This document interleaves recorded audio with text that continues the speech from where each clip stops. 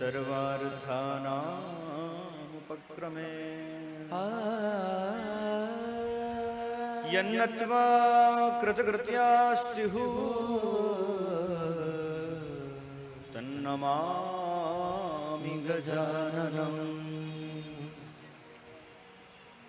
ध्येयं सदा परिभवग्नमभीष्टदोहम्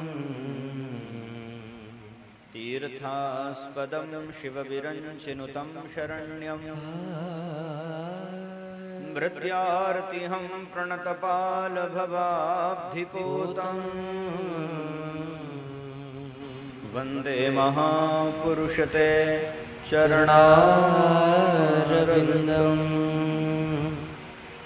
योऽन्तः प्रविश्य मम वाचमिमां प्रसुप्ताम् सञ्जीवयत्यखिलशक्तिधरस्वधाम्ना। अन्यांस्तहस्तचरणश्रवणत्वगानि प्राणान्नमो भगवते पुरुषाय तुभ्यम्। लोकाभिरामं रणरङ्गधीरम् राजीवनेत्रं रघुवंशनाथं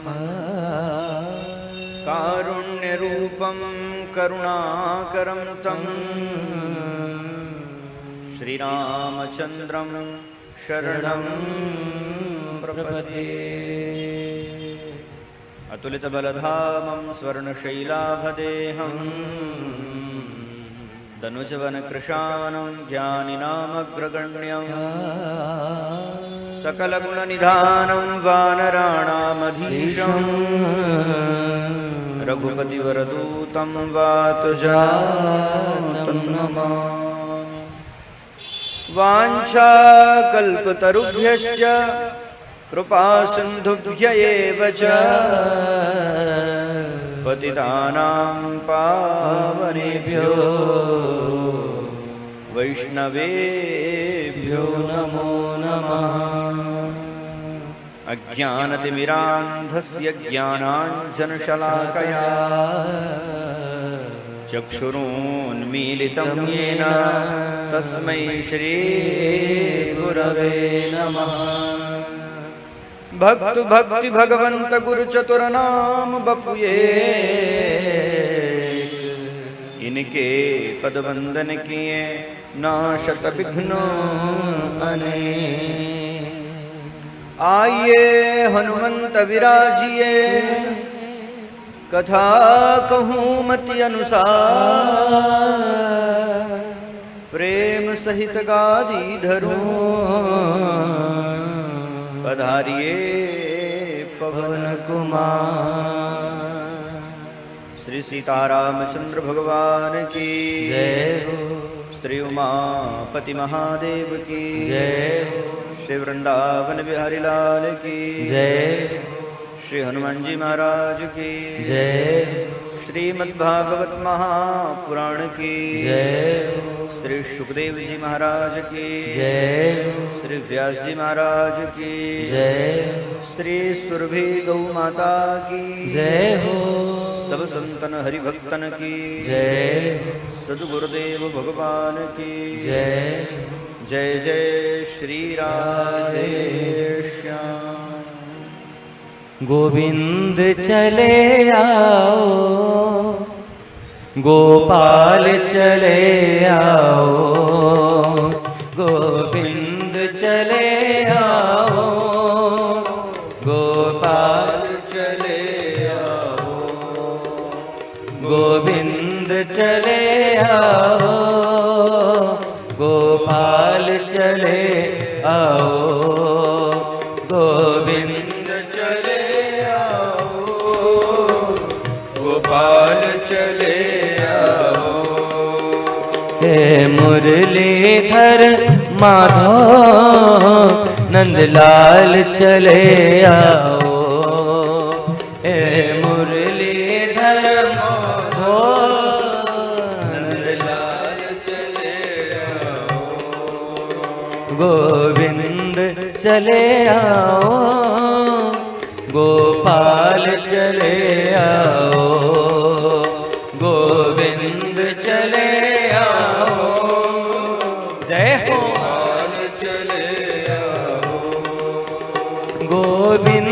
चले आओ, गोपाल चले आओ, गोविंद चले आओ, गोपाल चले आओ, गोविंद चले आओ, गोपाल चले आओ, गोविंद चले आओ, हरि बोल, गोपाल चले आओ। हे मुरलीधर मोहन नंदलाल चले आओ, हे मुरलीधर मोहन नंदलाल चले आओ, गोविंद चले आओ, गोपाल चले आओ, गोविंद चले आओ, गोपाल चले आओ, गोविंद चले आओ, गोपाल चले आओ, गोविंद चले आओ, जय हो, गोविंद चले आओ, गोपाल चले आओ, गोविंद चले आओ, हरि बोल। हे मुरलीधर मोहन नंदलाल चले आओ, हे मुरलीधर मोहन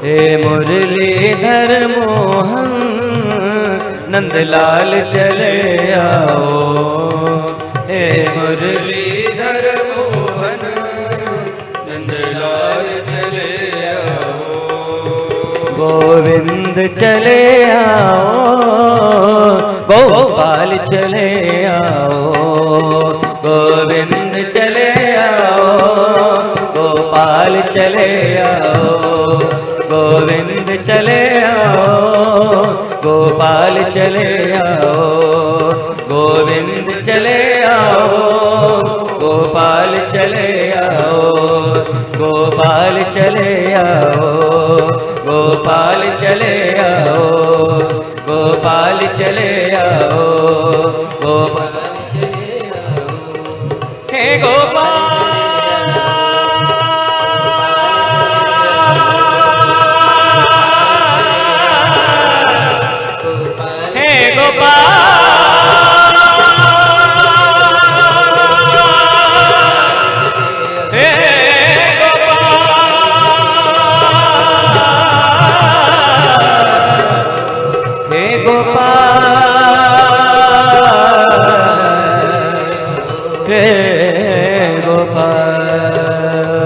गोपाल चले आओ, गोपाल चले आओ, गोपाल चले आओ, गोपाल चले आओ, गोपाल चले आओ, गोविंद चले आओ, गोपाल चले आओ, हे मुरलीधर मोहन नंदलाल चले आओ। द्वारिकाधीश भगवान की जय हो। परम मंगल में अकारण करुणा वरुणालय सर्वेश्वरेश्वर भगवान भक्तवांछा कल्पतरु नंदनंदन ब्रजेंद्र नंदन श्री कृष्णचंद्र प्रभु की वांगमयी मूर्ति श्रीमद् भागवत महापुराण जी श्री हनुमान जी महाराज की भावमयी उपस्थिति, दिव्य वातावरण, ऐसे पवित्रतम वातावरण में व्यासपीठ के समक्ष विद्यमान भगवत कथा के रसिक जन, श्रद्धा में मातृशक्ति, प्यारे भाई बहन,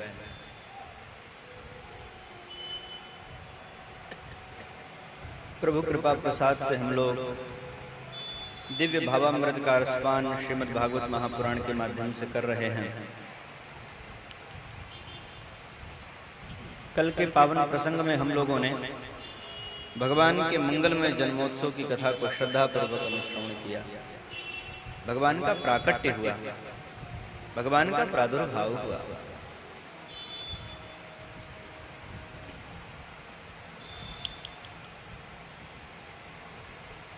भागवतकार बहुत बढ़िया शब्द प्रयोग कर रहे हैं। नंदस्त्वात्मज उत्पन्ने जाताल्लादो महामनाः आहूय विप्रान् वेद ज्ञान स्नातः शुचिरलंकृतः। नंद जी को आत्मज हुआ। देखिए, आत्मज का मतलब होता है अपना बेटा, मित्र का बेटा नहीं, भाई का बेटा नहीं। किसी ने पूछा, ये तो वसुदेव आत्मज है, वसुदेव जी के बेटे हैं, रात में यहाँ लाए गए हैं।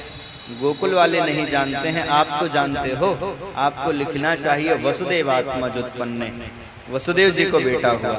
पर शुकाचार्य कहते नंदस्त्व आत्मज उत्पन्ने, नंद जी को बेटा हुआ। क्यों कहते हैं? क्योंकि जिनके बेटा हैं वो पहले भगवान मानते हैं, बाद में पुत्र मानते हैं। ऐसा क्यों? क्योंकि रात के 12 बजे मथुरा के कारागृह में अद्भुत बालक देखा था वसुदेव और देवकी ने। अद्भुत बालक मतलब 4 हाथ वाले भगवान को देखा था। फिर वही चतुर्भुज नारायण देखते देखते द्विभुज हो गया था, छोटा हो गया था। तो पहली झांकी जो बनी कि ये साक्षात नारायण हैं, बाद में हमारे बेटा हैं। और नंद और यशोदा वो केवल पुत्र मानते हैं। कई बार लोग कहते हैं, नंदराय जी आपका बेटा 6 दिन में पूतना को मार दिया, बकासुर तृणावर्त को मार दिया, आपका पुत्र कोई सामान्य नहीं है, साक्षात नारायण है। नंद और यशोदा नाराज होते हैं, खबरदार जो मेरे बेटे को भगवान बनाने की कोशिश की, वो मेरा बेटा है, ये मेरे दूध की ताकत है।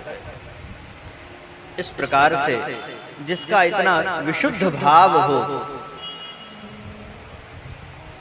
तो शुकाचार्य स्वामी कहते हैं मैं उस विशुद्ध भाव को प्रणाम करते हुए लिख रहा हूं नंदस्त्वात्मज उत्पन्न, नंद जी को बेटा हुआ।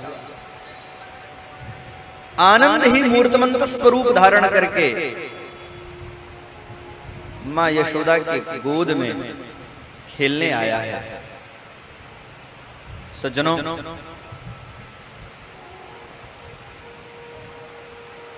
एक हिंदी के कवि हैं, वो लिखते हैं स्वयं परिपूर्ण अपार पार ब्रह्म राशि देवकी के कोरे एक ही बार पुरे परी। कुरे देना जानते हैं कि नहीं? एक पड़री धान वहां कुरे दे, कुरे दे मतलब थोड़ा थोड़ा नहीं गिराया जाता है। जो है 2 शब्द है अपने यहाँ, उड़ेलना और कुरे देना। जो अपार पार ब्रह्म राशि थी, पूरी ब्रह्म सत्ता, वो एक ही बार में यशोदा की गोद में आकर के गिर पड़ी। मानो आनंद ही मूर्तमंत स्वरूप धारण करके जगन नियंता जगदाधार परमात्मा मां यशोदा की गोद में क्रीड़ा करने के लिए आया है।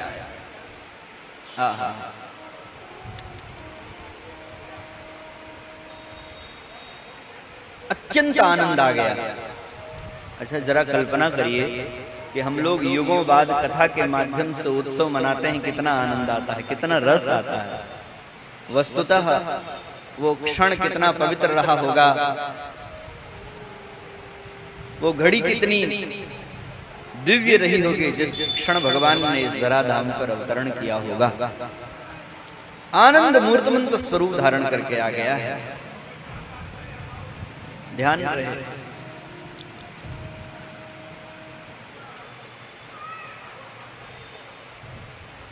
अब क्या करना चाहिए?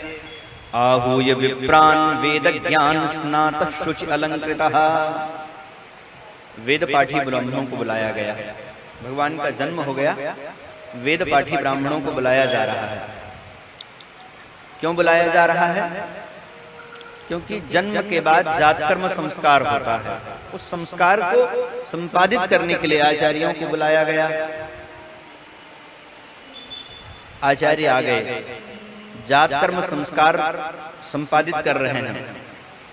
मैं हमेशा अपनी कथाओं में जोर देकर के ये प्रार्थना करता हूं श्रोताओं से कि श्राद्ध और संस्कार कभी छोड़ना नहीं चाहिए, कभी नहीं छोड़ना चाहिए। जो शास्त्र में संस्कार बताए गए हैं,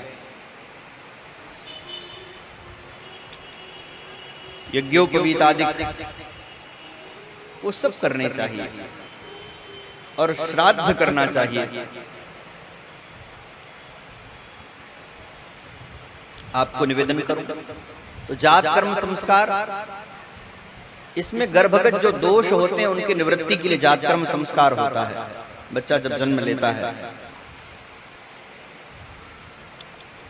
संस्कार दो प्रकार के होते हैं, एक तो दोषापनयन संस्कार, एक गुणाधान संस्कार। संस्कार माने स्वच्छ करना, संस्कारित करना। तो हम लोग दो तरह से संस्कार करते हैं, मुंह धोया, साबुन लगाया, धूल हट गई, ये हो गया दोषापनयन। अब फिर कुछ तेल फुलेल लगा लिया, थोड़ी चमक आ गई, ये हो गया गुणाधान संस्कार, अच्छे दिखने लगे। वैसे ही जो मां के गर्भ में जो दोष रहे उनकी निवृत्ति के लिए और उसमें गुण हो, यशस्वी होवे, दीर्घजीवी होवे, सदाचारी हुए, इसलिए संस्कार किया जाता है। आ गए ब्राह्मण लोग, आ गए। नंदराय जी महाराज शुचि ही अलंकृतः, शुचि का मतलब स्नान किए, संध्या वंदन किए, फिर अलंकृत हुए।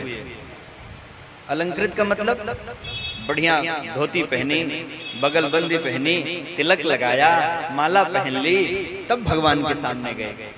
हमारे यहाँ डॉक्टर साहब धर्म ग्रंथों में लिखा है कि देवम भूत्वा देवम यजेत, देवता बन करके तब देवताओं की पूजा की जाती है। बढ़िया तिलक स्वरूप लगा के तब भगवान के सामने जाना चाहिए, ऐसे नहीं चले जाना चाहिए। बढ़िया तिलक हो, माला हो, तब जाओ। अलंकृत हो गए नंदराय जी, बिल्कुल उनका श्रृंगार किया गया। अब बढ़िया पंचांग पूजन हुआ, विधि कर रहे हैं, पर विधि में मन नहीं लग रहा है, क्योंकि मन तो कृष्ण में अटका हुआ है। स्वस्तिवाचन पाठ हुआ, पितरों की पूजा हुई, देवताओं की पूजा हुई, प्रसन्न हो गए। अब दान करने की बारी आई है। 1,00,000 गायों का दान किया है भगवान के जन्मोत्सव पर। 1,00,000 दिव्य गायों का श्री नंदराय जी ने दान किया। तिल के साथ पर्वत बनाए, स्वर्ण से आच्छादित कर दिया, उनका दान कर दिया है। खूब लुटा रहे हैं। सज्जनों, ब्रजभाव का एक पद मुझे बहुत प्रिय लगता है। इतना दिया है भगवान के जन्मोत्सव पर कि कुबेर की मति भी चकरा गई है। पूत सपूत जन्यो यशोदा, इतना सुनी के वसुधा सब दौरी। देवन के आनंद भये, पुनि धावत गावत मंगल गौरी। कितना बढ़िया वातावरण बना है। भगवती भास्वती मंगला गौरी मंगल गान करने आ रही भगवान के जन्मोत्सव पर। और नंद कछु इतनो जो दियो, घनश्याम कुबेर की मति बौरी। कुबेर भी आश्चर्यचकित हो गया, इतना कहां से दे रहे हैं? बोले कितना दिया? बोले जिसके घर में लाखों लाख गायें थी उसने सब लुटा दिया। क्या दिया? बोले देखत मोहि लुटाय दियो, न बची बचिया छछिया न पिछोरी। लाखों लाख गायें जिसके घर में थी उसके घर में एक बछिया नहीं बची, एक छछिया नहीं बची, एक कमोरी नहीं बची, सब लुटा दिया। वस्तुतः भगवान के दर्शन के बाद तुच्छ पदार्थ की आवश्यकता ही क्या है?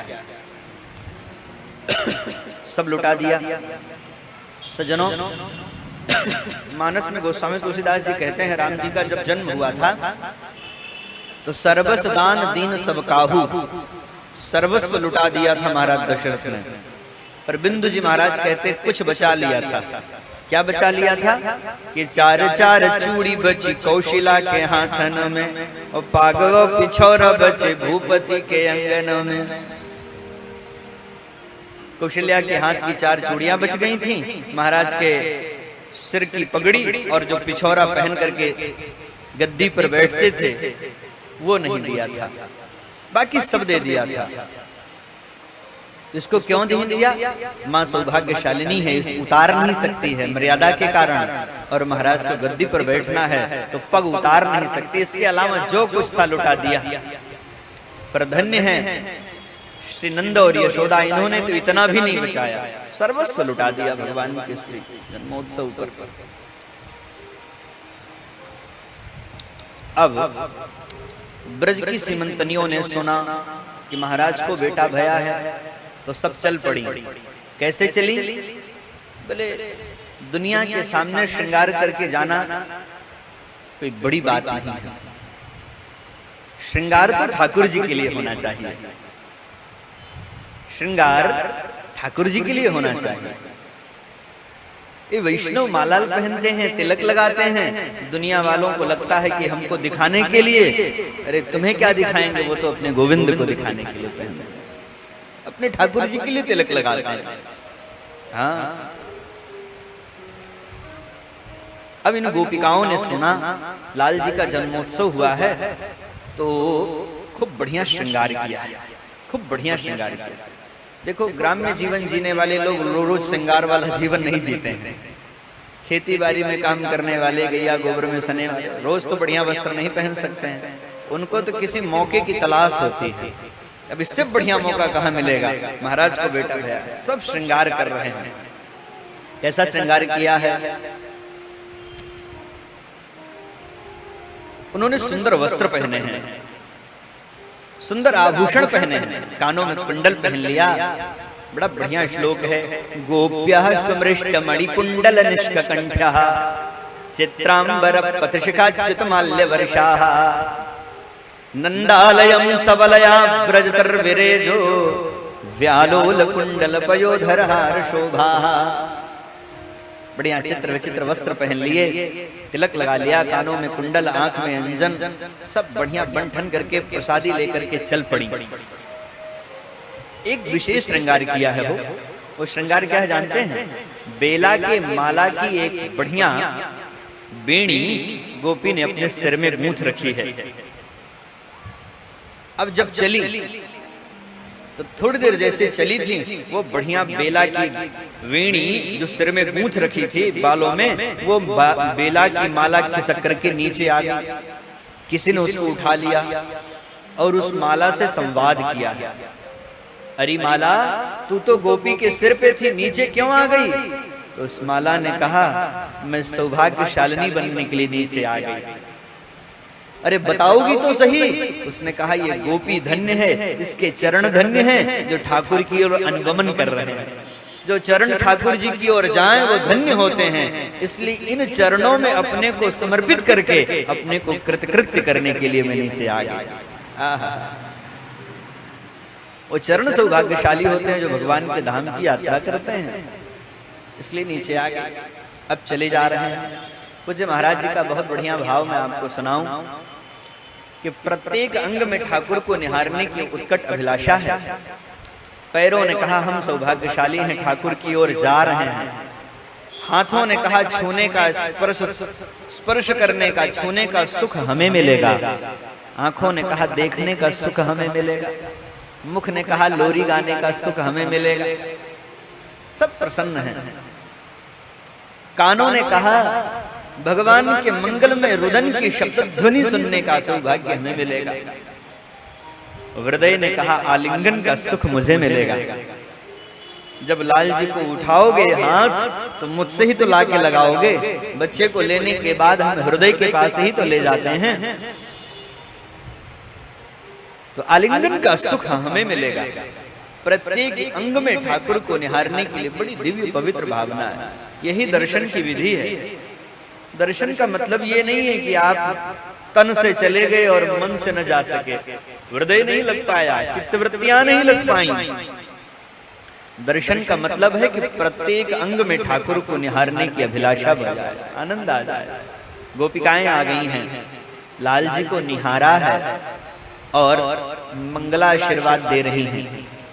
भैया आपका लाला चिरजीवी होए, यशस्वी होए, हमारी रक्षा करे, ऐसा आशीर्वाद दे रही हैं और दुलार प्रकट कर रही हैं, स्नेह प्रकट कर रही हैं।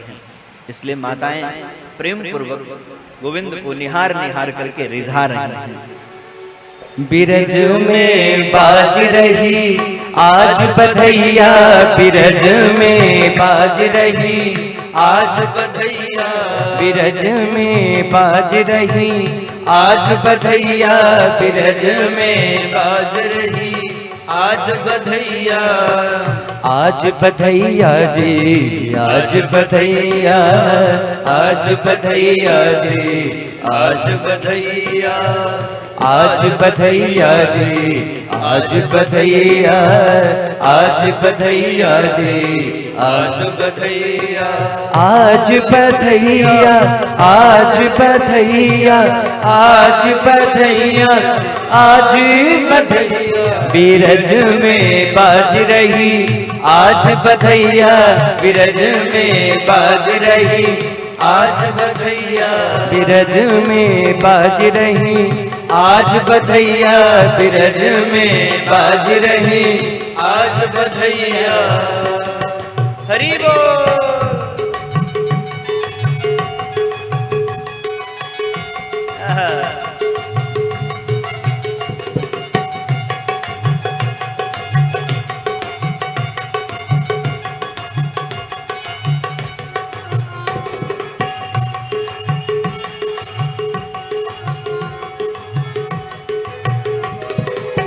मैया लुटावे अनधन सोनवा, मैया लुटावे अनधन सोनवा, मैया लुटावे जी, मैया लुटावे जी, मैया लुटावे अनधन सोनवा, मैया लुटावे अनधन सोनवा।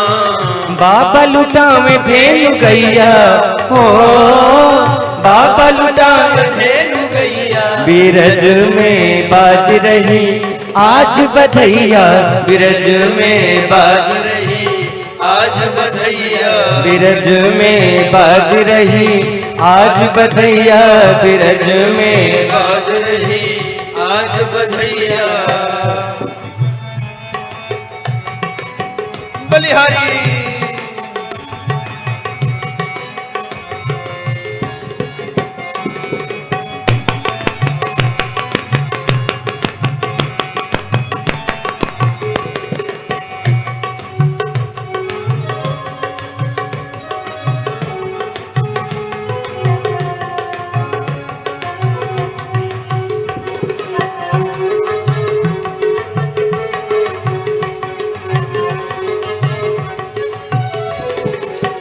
ढोलक बाजे निदंग बाजे, ढोलक बाजे मृदंग बाजे, ढोलक बाजे जी मृदंग बाजे, ढोलक बाजे जी मृदंग बाजे, ढोलक बाजे निदंग बाजे, ढोलक बाजे मृदंग बाजे, अरु बाजे शहनैया ओ, अरु बाजे शहनैया, बिरज में बाज रही आज बधैया, बिरज में बाज रही आज बधैया, बिरज में बाज रही आज बधैया, बिरज में बाज रही आज बधैया।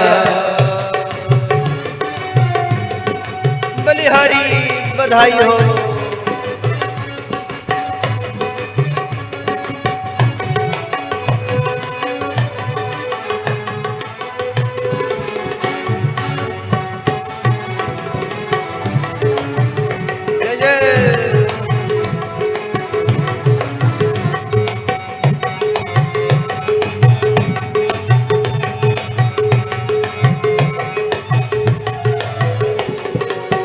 ब्रह्मा नाचे विष्णु नाचे, ब्रह्मा नाचे विष्णु नाचे, ब्रह्मा नाचे जी ब्रह्मा नाचे जी ब्रह्मा नाचे, विष्णु नाचे ब्रह्मा नाचे, विष्णु नाचे, शिव जी करे तात थैया हो, शिव जी करे तात थैया, बिरज में बाज रही आज बधैया, बिरज में बाज रही आज बधैया, बिरज में बाज रही आज बधैया, बिरज में बाज रही आज बधैया, आज बधैया जी, आज बधैया, आज बधैया जी, आज बधैया, आज बधैया जी, आज बधैया, आज बधैया जी, आज बधैया, आज बधैया, आज बधैया, आज बधैया, आज बधैया, बिरज में बाज रही आज बधैया, बिरज में बाज रही आज बधैया, बिरज में बाज रही आज बधैया, बिरज में बाज रही आज बधैया, बिरज में बाज रही आज बधैया, बिरज में बाज रही आज बधैया, बिरज में बाज रही आज बधैया, बिरज में बाज रही आज बधैया, बिरज में बाज रही आज बधैया, बिरज में बाज रही आज बधैया, बिरज में बाज रही आज बधैया। अच्छा, बधैया कहाँ बज रही है? श्री नंद जी के दरवाजे पर। अब बेटा किसको हुआ है? वसुदेव जी को हुआ है। अरे प्रभु, भगवान जब देना चाहते ही हैं तो ऐसे ही दे देते हैं। श्री रहीमदास जी महाराज कहते हैं कि दीन चहे करतार जिन्हें, सुख कौन रहीम सके त्वहि टारे। उद्यम पौरुष कीन्हे बिना, धन आवत आपहि हाथ पसारे। और देव हंसे सब आपस में, विधि के प्रपंचन जात विचारे। बेटा भयो वसुदेव के द्वारे, और घुंघरू बाजत नंद के द्वारे। नौबत बाजत नंद के द्वारे, बेटा भयो वसुदेव के द्वारे। और घुंघरू बाजत नंद के द्वारे। द्वारे प्रभु आनंद कर दिया, खूब रस बरस रहा है। नंदराय जी प्रसन्न हो गए, बोले गोपिकाओं चांदी ले जाओ, चांदी। गोपी चांदी लेकर के चल पड़ी। दूसरी मिली, क्या है टोकरी में तुम्हारे? अरे जानती नहीं हो, मेरी टोकरी में सोना है, सोना। बोले तुम्हारी में? मैं तो चांदी में फंस गई, वहां सोना भी बट रहा है क्या? कि हाँ। तो चांदी पटक दी, सोना लेने गई। अब जब सोना लेकर के चली तो तीसरी मिली, तुम्हारी में क्या है? बोले मेरे में हीरा है, जवाहरात है, पन्ना है, मणि है, माणिक्य है। तुम्हारे में क्या है? बोले मेरे में तो केवल सोना ही है। फिर गड़बड़ हो गया क्या? फिर सोना पटक दिया उसने। फिर हीरा लेने गई। जब हीरा, मुक्ता, मणि, पन्ना लेकर के लौट रही थी तो एक गोपी खाली हाथ, आंख में आंसू, रोए खड़े, कंठ अवरुद्ध, अत्यंत भाव में।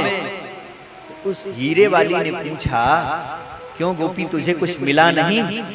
गोपी ने कहा, मुझे तो माँ अपने गले का कंठहार दे रही थी, 9 लखा हार दे रही थी। तुमने लिया नहीं, मना कर दिया मैंने। तब तुमने क्या मांगा? मैंने कहा माँ, लाल जी के जन्मोत्सव पर बधैया तो लूंगी, लेकिन न सोना चाहिए, न चांदी चाहिए, न हीरा, न जवाहरात, न मणि, न माणिक्य। तब तुमने क्या मांगा? मैंने कहा माँ, अगर तू वस्तुतः मुझे बधैया देना चाहती है तो जो नील मणि तेरी गोद में खेल रहा है ना, उसको 5 मिनट के लिए मेरी गोद में दे दे। इससे बढ़ करके मुझे कोई रत्न नहीं चाहिए। तो क्या हुआ? बोले फिर माँ ने बाल गोपाल को मेरी गोद में दिया।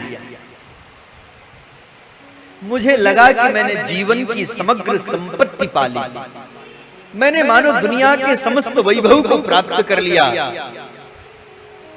जब लाल जी मेरी गोद में आए अब तो हीरा वाली रोने लगी, हाय दुर्भाग्य, भगवान के दर्शन करने के बाद भी मेरी बुद्धि में तुच्छ पदार्थ पड़े रहे जो एक दिन छूट जाने वाले हैं, जो एक दिन यहीं पर रह जाएंगे। पटक दिया हीरा जवाहरात, हजारों हजार गोपांगनाएं आ गई माँ के पास में। माँ पकड़ अपना सोना चांदी हीरा जवाहरात, नहीं चाहिए। तब क्या चाहिए? बोले हमको वही रत्न चाहिए जो तेरी गोद में खेल रहा है, हमको भी कृतार्थ करो ना। यशोदा जी ने सबकी गोद में कृष्ण को दिया है। यशोदा जी तो कहती हैं, गोपांगनाओं, ये तो तुम्हारे आशीर्वाद के परिणाम से आया है। महाराज की चतुर्थावस्था हो गई थी, बेटा बेटी कोई नहीं थे। ये गोकुल वाले एकादशी का व्रत करते थे और अपना पुण्य महाराज को दे देते थे। वो कहते थे, मेरे एकादशी करने से जो पुण्य उत्पन्न हुआ वो हमारे महाराज को मिले, हमारे महाराज के घर किलकारियां गूंजे। उन एकादशी के व्रतों के पुण्यों के परिणामतः कृष्ण आया है। तो तुमने व्रत किया इसलिए कृष्ण आया, इसलिए जो जितना अधिकार हमारा है कृष्ण पर, उतना अधिकार तुम्हारा भी है।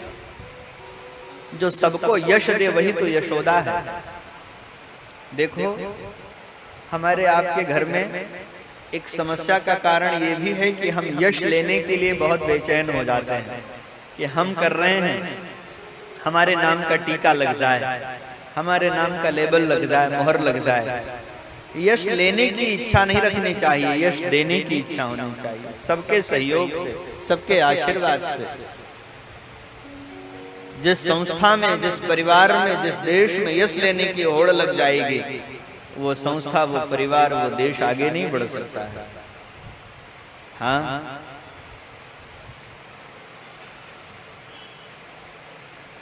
हमने ही अच्छा किया ये बात नहीं होनी चाहिए, सबने अच्छा किया, हम भी कर रहे हैं, ये बात होनी चाहिए। और दूसरे अर्थों में नंद शब्द का अर्थ है जो सबको आनंद दे, उसी का नाम है नंद।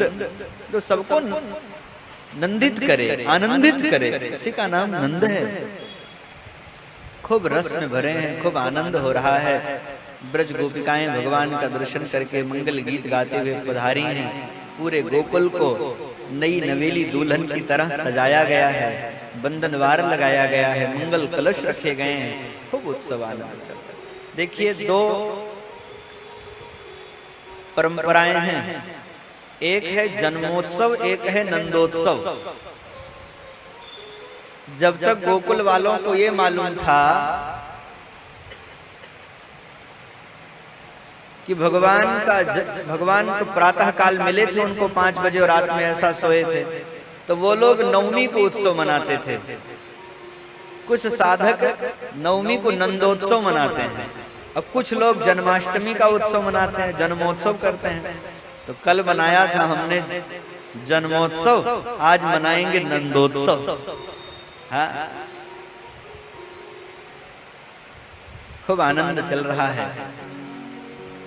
नवमी उत्सव में चली गई, दशमी उत्सव में चली गई, एकादशी आ गई। लोगों ने कहा अब तो हम पहले एकादशी रहते थे कि भगवान का जन्म हो जाए, अब क्यों रहे? तो लोगों ने कहा अब भगवान स्वस्थ रहें इसलिए एकादशी व्रत करो। सब एकादशी व्रत रहते हैं।